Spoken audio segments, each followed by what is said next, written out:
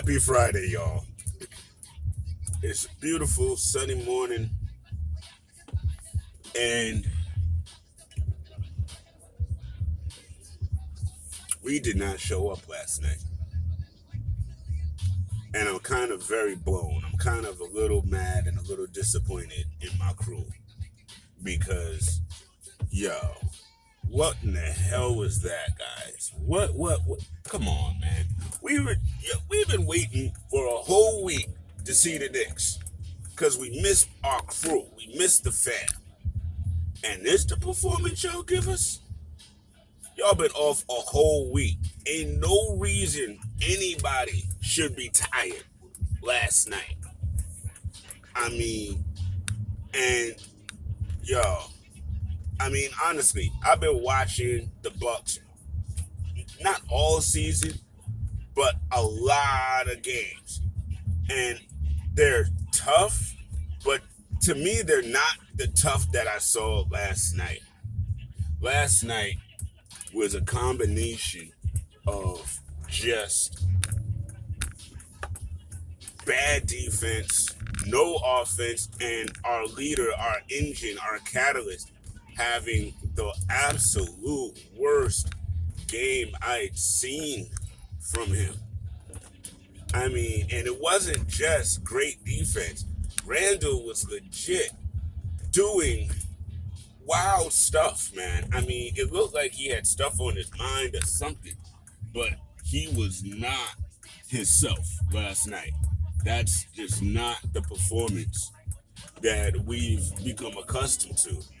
And I mean, dribbling into double and triple teams, not kicking out, rushing shots, throwing up bad shots, turning the ball over and over and over. My goodness. My goodness. The bright spot of the starting unit was RJ.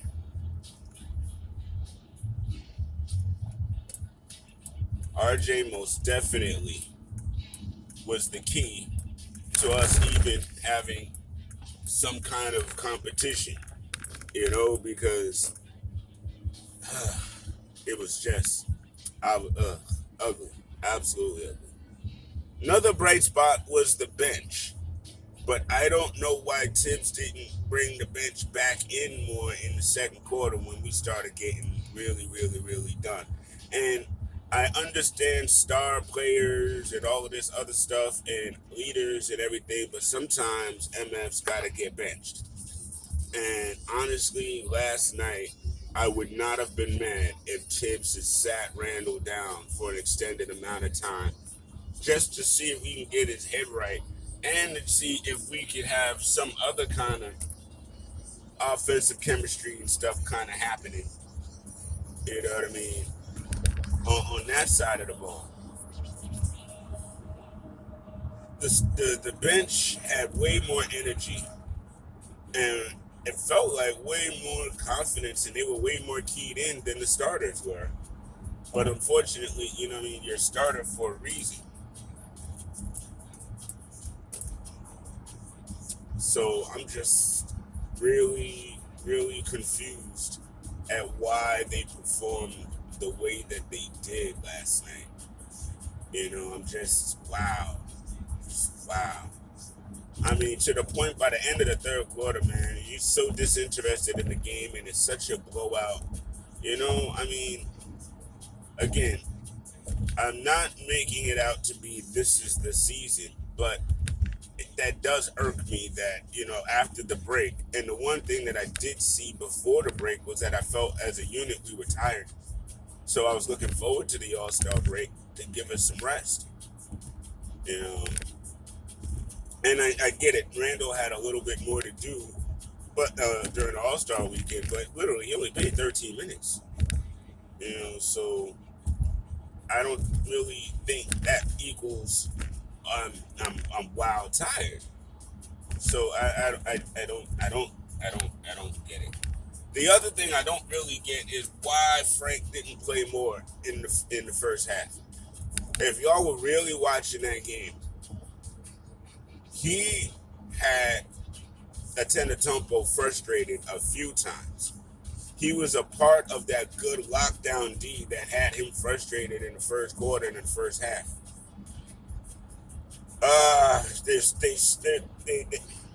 There's still offensive flow issues. Burke kind of took a lot of shots in that first quarter, and I feel like the ball could have been rotated a little bit, you know what I mean? But I can't nitpick Burke because at least his shot was falling. Bullock was wild off last night. Randall was wild off last night. You know what I mean? And we definitely need Mitch back. I mean, not to say that Nerlens isn't doing a fantastic job and Taj is doing his best, but we need that shot blocking capability all game. You know what I mean? We need that long lankiness in the paint all game. So we really need Mitch back, and then to have Nerlens doing what he's doing, but off the bench. That'll really solidify our D once again, at least our D in the paint. Our guards still got to be able to defend against that three-point ball, man. DiVincenzo was having way too much fun last night, and I'm sorry, he's a good, capable player, but he ain't one to be taking over games and stuff. So, you know, we got to be able to lock down on our guards, and honestly, put the ball in the damn basket. I mean, my gosh, yo. We got to be able to finish our drives and put the ball in the basket. That's how we going to win these games, man.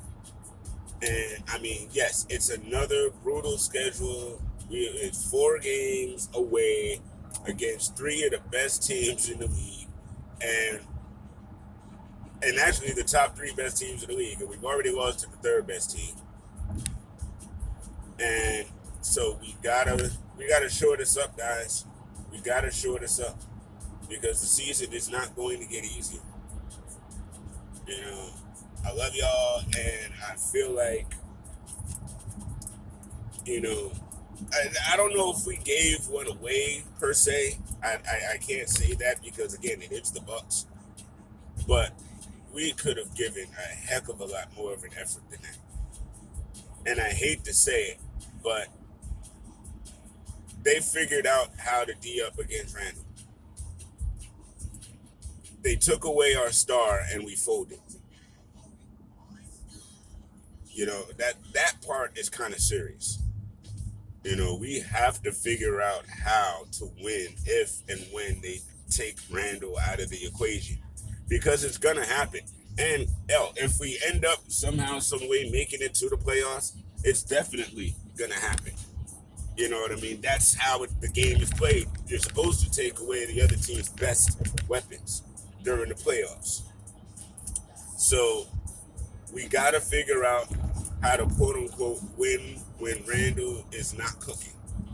And Randall got to figure out how to take that next step as the superstar on the team or the star on the team and understand what they're doing and maybe dribble out of the double team before you actually hit that wall. You know, I mean, his timing sometimes is not the best on when to give up the ball. You know, you're already halfway committed into the shot. You might as well finish the shot. Maybe you'll get a foul because if you kick the ball out, the propensity to turn it over is much greater. And that's literally what happened. And quiet as kept, that is what happens on a few of Randall's passes. And this is all season. That's why his turnover numbers are up there. Because when he bails out and throws that pass, it's not always a great pass. You know, so he definitely needs to shore that up as the season progresses. Obi's looking a bit more comfortable. I'm liking that. He'll be fine by year 2. Quickly, however, I'm going to be really honest with y'all. He is really shoot first, guys. He is really shoot first. And a lot of those shoot first we did not need. He got to be able to do more than pass when he doesn't have the shot or pass to look for the ball back. he got to understand that he need to pass the ball, and it may not come back to him, but it'll be a better play. That'll come too.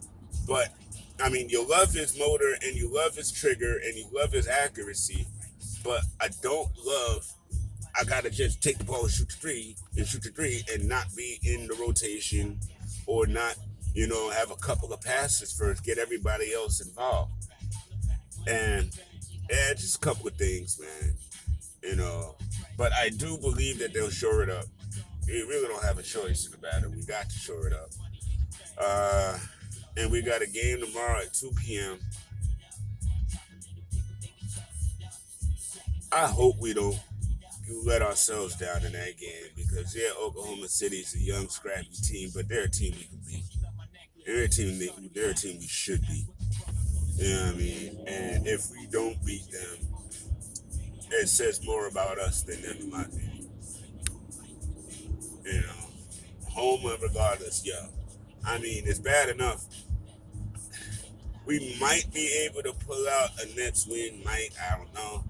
And honestly, to me, the 76ers are the one team I don't want to face in the playoffs first. This year, they're just that team. So I'm just being real. These next 3 games, hopefully, will be 1-2. Hopefully. But, it is what it is. And this is all learning because, like I said, the season isn't going to get any easier. So the sooner our guys toughen up and learn how to do this thing, the better for the team. Now, I need to find out what's really going on with Derrick Rose, man. Is there a real injury there that they're disclosed, that they're keeping behind closed doors? They're trying to give him a couple of days to heal or trying to see how it progresses. Is it really COVID? I mean, dude, we need to know what's going on. You know what I mean? Because, again, he's a key part of our success hit ratio. And to be perfectly honest, we need, look, guys, I know there's a contingency of folk out there love Alfred Payton. There's a contingency out there that can't stand Alfred Payton. I don't feel a personal way about him either way, but to me, he gives you the same offense that Frank Ntilikina gives you. And honestly, though, his guard D is pretty good. Frank's all-around D and acumen is a little bit better. So, and I'm not advocating for Frank to start. Don't get that twisted, guys. I'm saying Derrick Rose should start. And Quickly should come in off the bench, but with Frank. I like Frank and IQ together. I do like that combination, and I like that Derek can break down D and score, which opens up the offense a little bit.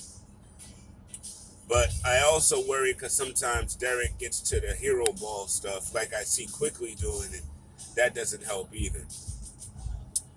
Yeah, I ran my jibs a bit long this morning, but yeah, it was frustrating, man. It was frustrating. You know what I mean? I could see if we fought and lost, that's one thing. But again, and that's the thing. Lately, I said that twice. I've said that about this game, and I said that about the San Antonio game, which again, that's another game we could have won, should have won, but we just didn't show up. And we didn't guard the three-point line as well as we need to. And that three-point defense that we were so, heralded for, it's starting to fall off. It's starting to fall off, guys.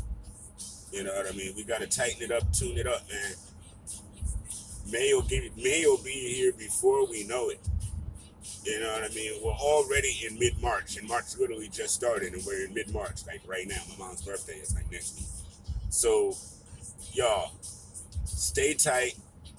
You know what I mean? Stay in the practices. Stay in the film room, guys. We need you. We need you on. And to all my Knicks fans, yo, have a great Knick weekend. Enjoy the games as best you can. It's coming up on the weekend, so I don't normally do the morning drive until I drive in the morning, and I don't drive in the morning on Saturdays and Sundays. So, you know, 9 to 5 hard bottoms, y'all, that weekend. So, uh, big shout to the Off the Ball Network crew. Big shouts to Fanatics, our sponsor. Manscaped, our sponsor. You know, it's starting to grow. It's not even starting, it's growing. You know what I mean? So, big shouts to the newest member, Women in Sports. You know, Mad Love. Yeah, y'all. So, the Candid Corner show from Wednesday, that joint was popping. If y'all missed it, go back to the website, go back to YouTube, go get that. Thank you guys for helping us get to over 200 YouTube subscribers. We really appreciate it. That was awesome. Now let's get to 250, guys. Let's get this content to the masses. Have a great weekend. Enjoy the weather. Enjoy yourselves. Stay protected. Wear a mask. And we'll holler at you online. At Fahim Insurance on Twitter. I'll holler at y'all.